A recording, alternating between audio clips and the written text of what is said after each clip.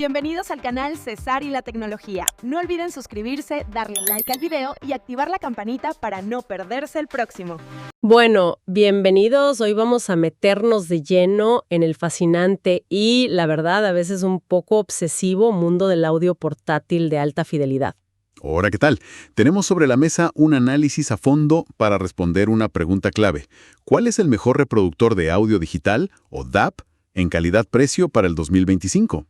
Y fíjate que es una pregunta que se ha vuelto increíblemente compleja. El mercado ya no es lo que era hace unos años. Para nada. Antes la discusión era, bueno, ¿qué dispositivo podía reproducir archivos sin pérdida por menos dinero? Ahora, el panorama es otro. Totalmente. Siento como que el mercado se partió en dos. Por un lado tienes esta corriente purista, que busca la pureza sónica absoluta, Ajá. con tecnologías que suenan a ciencia ficción, como amplificación clase A o válvulas de vacío en aparatos de bolsillo. Sí, es una locura. Y por el otro lado, tienes la necesidad práctica, la integración perfecta con servicios como Tidal, Qobuz, Apple Music. Exacto. Lo fascinante aquí es cómo ha cambiado el concepto de valor. Ya no se mide solo en la calidad de un chip DAC. Claro. Ahora hablamos de longevidad del dispositivo, del soporte de firmware a largo plazo y sobre todo del rendimiento técnico real que te llevas por cada dólar que inviertes. Y una tendencia clave que vemos en todas las fuentes es esta: democratización de la gama alta. Cosas que hace 2 años eran exclusivas de equipos de miles de dólares. Como los DACs cuádruples o la amplificación clase A. Justo. Ahora las vemos en aparatos de menos de 500. ¿A qué se debe esta explosión? Pues este es resultado de una guerra de precios y tecnología, sobre todo entre fabricantes asiáticos. La competencia es tan feroz que están obligados a incluir estas funciones premium para destacar. Y el beneficiado es el consumidor, supongo. Al final sí, hoy tenemos acceso a una calidad de sonido que era impensable en estos precios hace 5 años. Entendido. Entonces, nuestro objetivo hoy es desglosar un listado de los 10 mejores, pero yendo más allá de la hoja de especificaciones, ¿no? Exacta. Vamos a contrastar esos datos con lo que dice la comunidad en foros como HeadFi, lo que se comenta en redes, para encontrar esos pros y contras que la publicidad no te cuenta. Perfecto. Empecemos esa cuenta regresiva. Vamos a ello. Muy bien. Pues arrancamos desde el puesto número 10. Y es un nombre que todos conocen, el Walkman de Sony. Concretamente, el NWA306. Llama la atención que siga siendo tan relevante, sobre todo por su tamaño, que es increíblemente compacto, y una batería que parece eterna. Su portabilidad es su mayor virtud, sin duda, pero tiene una debilidad técnica que es casi un secreto a voces en la comunidad. A ver... La limitación de volumen que le imponen por regulación en Europa y Norteamérica. Ah, el famoso capado de volumen. Ese mismo. Es tan notorio que los audiófilos más informados terminan importando la versión japonesa para liberar su potencial real. ¡Qué curioso! Pero, a su favor, la batería es una leyenda. Hasta 36 horas, algo con lo que los DABs modernos con Android completo ni sueñan. Entonces, es el DAB perfecto para el gimnasio o para un viaje ligero. Pero las fuentes dicen que su interfaz se siente algo lenta y le falta empuje para auriculares de alta impedancia. Ese es el dilema del Sony. Sacrificas rendimiento por portabilidad y autonomía. Pero, ¿y si la prioridad es justo la contraria? La pureza del audio por encima de todo. Eso nos lleva directo al puesto número 9. Que es el Shanling M1 Plus. Este es para los minimalistas sónicos. Abandona Android por su propio sistema operativo, el M-Touch OS.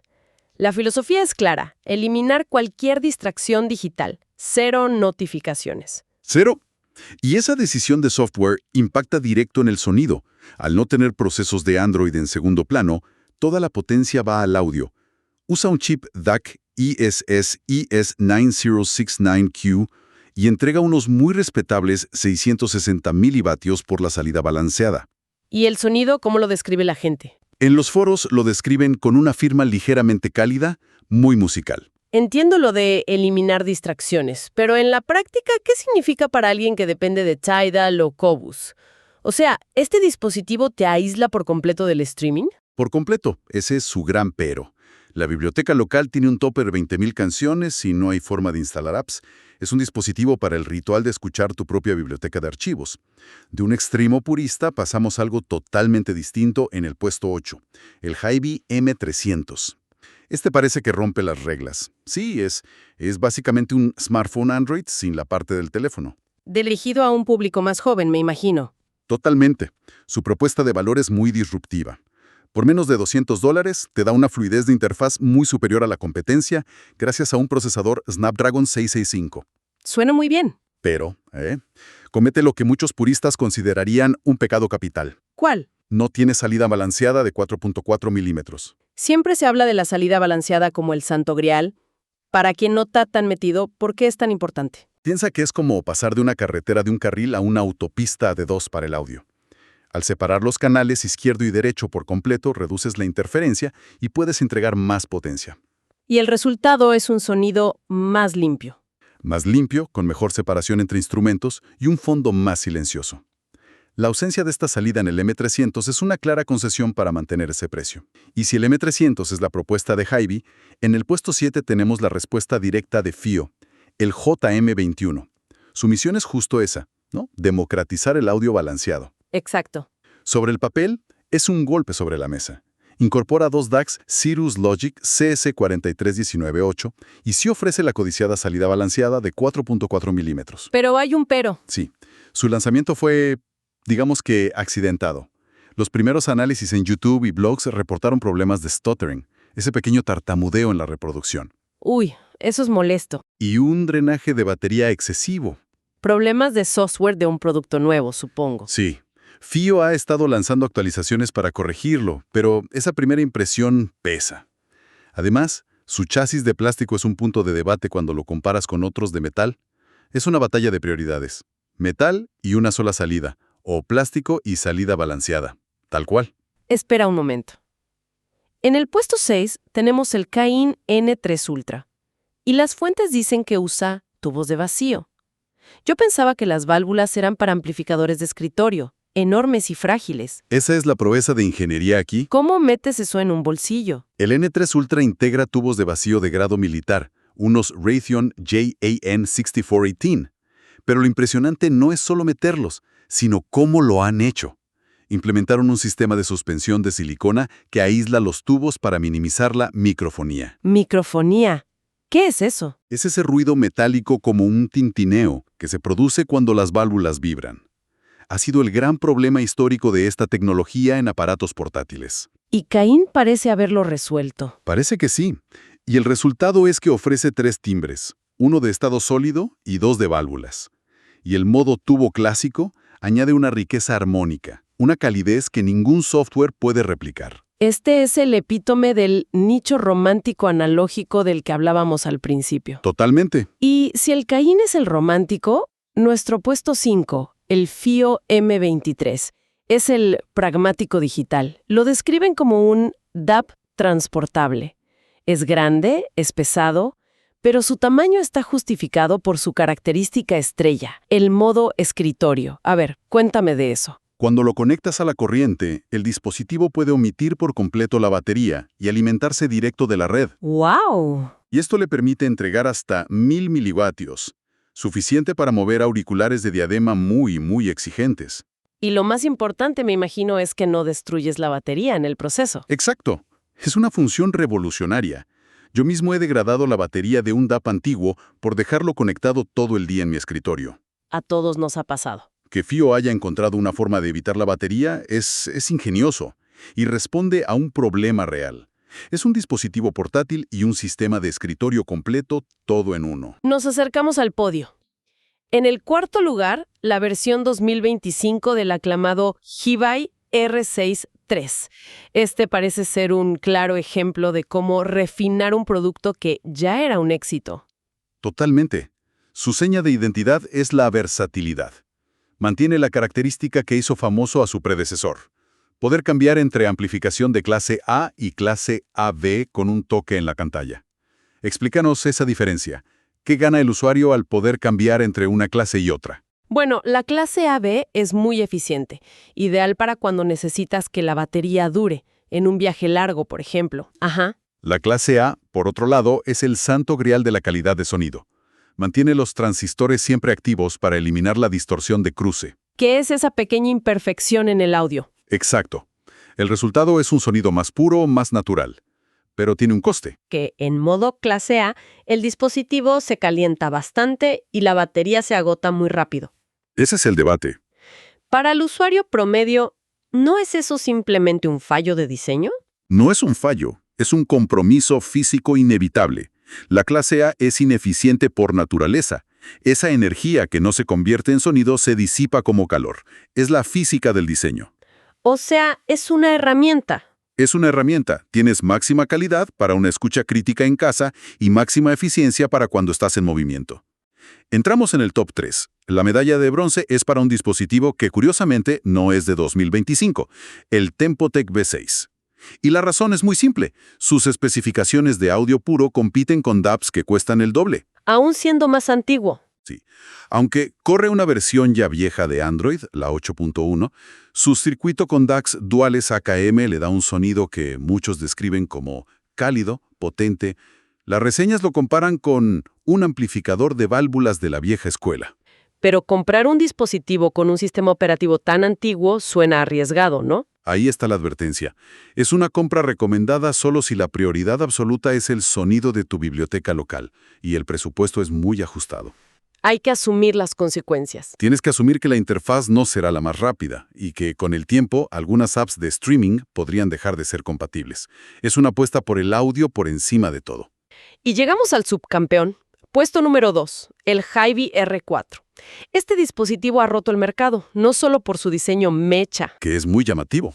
sino porque ha traído la amplificación de clase A a un precio de unos $250. Y ha traído consigo el mismo debate que con el R6.3, pero magnificado. El calor. Otra vez el calor. Sí. Los foros están divididos. Para el usuario informado, que se caliente es señal de que la clase A funciona como debe. Para el novato puede parecer un fallo de fabricación. Pero, ok, dejemos de lado la temperatura. ¿Qué dice la comunidad sobre el sonido? Porque al final, eso es lo que importa. La comunidad es prácticamente unánime en esto. Sónicamente, el R4 golpea muy por encima de su peso. ¿En qué sentido? Ofrece una autoridad y un cuerpo en las frecuencias medias bajas que, sencillamente, avergüenza a la competencia, incluso a aparatos más caros. Las voces, los instrumentos, tienen un peso, una presencia física impresionante para este precio. Y llegamos al número 1, el dispositivo que se corona como el mejor DAP calidad-precio de 2025 es el Ivaso DX180.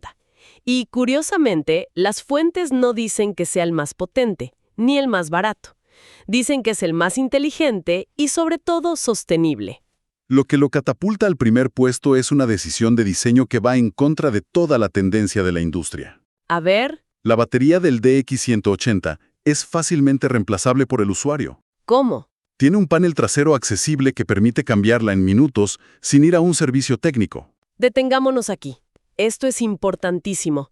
Significa que la vida útil del dispositivo, que suele ser de 2 o 3 años hasta que muere la batería, Exactamente, ya no es un factor limitante. exactamente. Esto extiende su vida útil a, potencialmente, una década o más. Eso es un cambio de juego. Y técnicamente no se queda atrás. Usa una matriz de 4 DACs Cirrus Logic. Al usar 4 en vez de 2, se reduce drásticamente el piso de ruido. O sea, escuchas más detalles. Escuchas los detalles más sutiles sobre un fondo completamente negro. Y todo esto orquestado por su controlador FPGA Master 2.0, que asegura una sincronización perfecta. Así que el veredicto es que el Ivaso DX180 es el equilibrio perfecto. Sonido de referencia, experiencia de usuario moderna con Android 13 y, lo más importante, respeto por la inversión del consumidor. Es, en conjunto, la compra más inteligente y completa del mercado actual. Entonces, ¿qué significa todo esto? Hemos recorrido un camino que va desde DAPs ultracompactos y máquinas de válvulas hasta potencias de escritorio y el campeón en sostenibilidad. Si conectamos los puntos, la conclusión es clara. El mercado se ha fragmentado. Ya no existe el mejor DAB para todo el mundo. Claro, la elección entre un Ivaso DX180, que es un prodigio de la ingeniería moderna, y un Cayin N3 Ultra, que es una oda al sonido analógico, no es una cuestión de cuál es superior. Es una cuestión de filosofía. ¿Prefieres la conveniencia del streaming y una interfaz fluida o buscas el ritual de escuchar tu biblioteca con el brillo cálido de unas válvulas? Exactamente. No hay una respuesta correcta universal, solo una respuesta correcta para cada tipo de oyente. Lo cual nos deja con una reflexión final. Quizás en 2025, la pregunta clave ya no es ¿cuál dispositivo es el mejor?, sino más bien ¿qué tipo de audiófilo es quien escucha? ¿El pragmático digital o el romántico analógico? La respuesta, y por tanto la compra perfecta, está en esa elección personal. Esperamos que este análisis a fondo haya sido de utilidad para navegar este mercado tan apasionante. Así es. Agradecemos a todos por acompañarnos. Si este contenido les ha parecido valioso, nos ayudaría mucho que dejen un me gusta y se suscriban al canal para no perderse futuros análisis. Y por supuesto, sus comentarios son bienvenidos. La conversación continúa ahí. Queremos saber su opinión. ¿Cuál es su DAF preferido? ¿Creen que debería haber otro en esta lista? Nos leemos. Saludos.